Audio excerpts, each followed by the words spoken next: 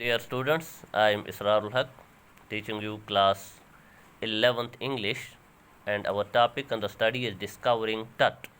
The saga continues. Dear students, as I have told you that this Tut here means the pharaoh, the Egyptian pharaoh Tutankhamun. हमने already पढ़ा है last lectures में कि हमारा जो ये टॉपिक है ये एक इजिप्शियन मिस्र के जो पुराने फ़िरौन बादशाह थे। आपने मूसा अलैहिस्सलाम की कहानी सुनी होगी कि एक फ़िरौन जो खुदाई का दावा करता था वो उनके अपोजिट लड़ता था, तो वो भी एक फ़िरौन था, इनमें से एक बादशाह वो भी था। तो यहाँ पर हम जो उनका आखिरी बादशाह था टूटनखामन, आखिरी बड़ा बादशाह हम कहेंगे, इसके बाद भी कुछ थे लेकिन उनकी अहमियत नहीं है। तो टट मीनस टूटनखामन बादशाह जो अपने टीन एज में ही जिसकी डेथ हो गई थी, तो अक्सर कहा जाता था कि उसके सर पर किसी चीज़ से वार किया गया था, इसी वजह से वो टीन एज में ही यानी जवान ही मर गया था। तो हमने ये भी देखा कि इसका जो मकबरा है वो 1922 में डिस्कवर हुआ था। उसकी जो कब्र है वो 1922 में डिस्कवर हुई थी। The American archaeologist Howard Carter discovered it. तो उसके बाद हमने ये देखा 1965 में इसका एक्सरे भी हुआ था ये देखने के लिए कि प्रॉब्लम क्या है। और उसके बाद हमने ये देखा 2005 में जो इसका सीटी स्कैन करने का प्रोग्राम हो रहा था, तो हमने ये देखा इसकी लाश को बाहर निकाला गया, टूटनखामन की लाश को, तो उसका सीटी स्कैन किया गया। तो हम देखते हैं उसमें क्या कुछ दिखाया जा रहा है। Now come to page number 27 of your English textbook, Hornbill, come page 27, second para। तो हमने लास्ट लेक्चर में ये देखा कि उसकी लाश को सीटी स्कैन के बाद वापस अपनी जगह पर रख दिया गया, उसी टॉम्ब में जहाँ पर वो पहले हज़ारों साल से जहाँ से उसकी लाश मौजूद थी, जहाँ उसकी मम्मी यानी प्रिजर्व्ड डेड बॉडी जो उसकी थी वो मौजूद थी। Back in the trailer, a technician pulled up astonishing images of Tut on a computer screen। तो अब कंप्यूटर स्क्रीन पर जो उन्होंने इसका सीटी स्कैन किया है उसकी इमेजेस को अब डेवलप किया जा रहा है और ये देखा जा रहा है कि वहाँ क्या हासिल होगा। So back in the trailer a technician pulled up, trailer मतलब वो गाड़ी जिसमें सीटी स्कैन लगा हुआ था। A technician pulled up astonishing images of Tut on a computer screen। अब उनको डेवलप किया जा रहा था कंप्यूटर पर। A grey head took shape from a scattering of pixels and the technician spun and tilted it in every direction। तो हमने ये देखा जो टेक्नीशियन है वो हर तरह से इसकी तस्वीरों को कलेक्ट करके हर तरह से देख रहा है जो उसका स्कल है या बॉडी है फेरो की, टूटनखामन की। तो neck vertebrate appeared as clearly as in an anatomy class। तो जब स्क्रीन पर जो उसका नेक वर्टेब्रेट है यानी नेक गर्दन के पीछे की जो वर्टेब्रल कॉलम है, जो रीढ़ की हड्डी है, जो गर्दन की पीछे वाली हड्डी है, जो सर से बैकबोन जिसे हम कहते हैं, तो बैकबोन का नेक का जो हिस्सा है वो बिल्कुल क्लियर, अच्छा था, साफ था, जैसे किसी एनाटॉमी क्लास में पढ़ाया जाता है। Other images revealed a hand, और फिर हाथ भी नज़र आया। Several views of the rib cage, इसी तरह rib cage, what is rib cage, सीने की हड्डियाँ, पसलियाँ जिनको हम कहते हैं, वो भी दिखाई गई।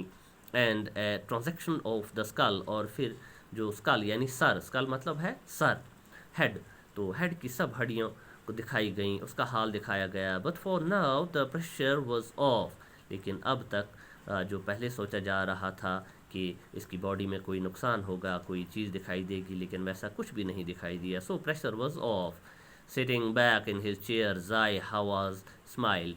तो जो वहाँ पर आर्कियोलॉजिकल डिपार्टमेंट के जो सेक्रेटरी थे इजिप्ट में, तो वो अपनी कुर्सी पर बैठकर उनको खुशी हुई ये देखकर। Visibly relieved that nothing had gone seriously wrong.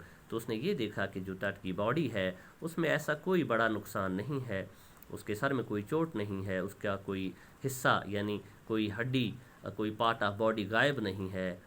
I didn't sleep last night not for a second. तो ज़ाई हवाज कहते हैं कि मैं तो लास्ट नाइट, कल रात में बिल्कुल नहीं सोया टेंशन की वजह से। He said I was so worried but now I think I will go and sleep. तो अब मुझे लगता है कि अब बिल्कुल ठीक ठाक है सब कुछ, अब फिक्र करने की ज़रूरत नहीं है, सब कुछ ठीक है। तो अब हम देखते हैं लास्ट में क्या कुछ हमारे सामने आता है। By the time we left the trailer, descending metal stairs to the sandy ground. The wind had stopped. तो अब जबकि हमने ये सब कुछ देखा तो वी लेफ्ट द ट्रेलर, हमने वो मशीन को पीछे छोड़ा, उस गाड़ी को, और नीचे उतरे. डिसेंडिंग, डिसेंडिंग मतलब नीचे उतरना. असेंड का अपोजिट है डिसेंड. सो डिसेंडिंग मेटल स्टेयर्स, तो हम सीढ़ियों से नीचे उतरे. टू द सैंडी ग्राउंड, नीचे वापस रेत पर, ज़मीन पर पहुँचे. द विंड हैड स्टॉप्ड, अब हवा चलनी बंद हो गई थी. जैसे किंग वापस अपने पीसफुल जगह पे चला गया था और एयर में भी, हवा में भी पीस आ गया था. द विंटर एयर ले कूल्ड एंड स्टिल, तो अब ये हवा चुप हो गई थी क्योंकि सर्दियों का मौसम था, तो खामोश हो गई थी. स्टिल मतलब रुक गई थी.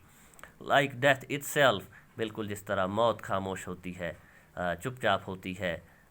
In this valley of the departed, तो क्योंकि ये पूरी वैली ही, डिपार्टेड मतलब वो लोग जो मर चुके थे, यानी किंग्स, फेरोज़, क्योंकि वहाँ पर बहुत से फेरोज़, अभी तक लास्ट चैप्टर्स में आपने पढ़ा, लास्ट लेक्चर्स में, कि तकरीबन 600 से ज़्यादा प्रिजर्व्ड बॉडीज़ वहाँ से डिस्कवर की गई थी, इसीलिए उसको वैली ऑफ द किंग्स कहा जाता है.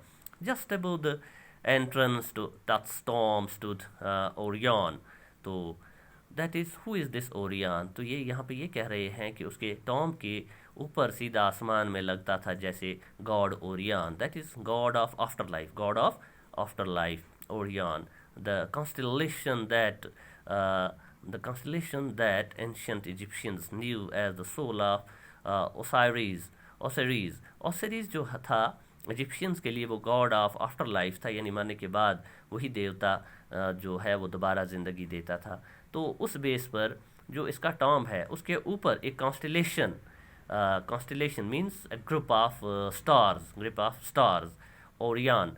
तो ओरियन एक ग्रुप है, इस तरह बहुत से हैं, जिस तरह हम यहाँ आकाश गंगा कहते हैं, दूसरी चीज़ें कहते हैं. तो so this is what this Orion. Orion is a group of stars, special group of stars that stood just above the tomb of टूटनखामन.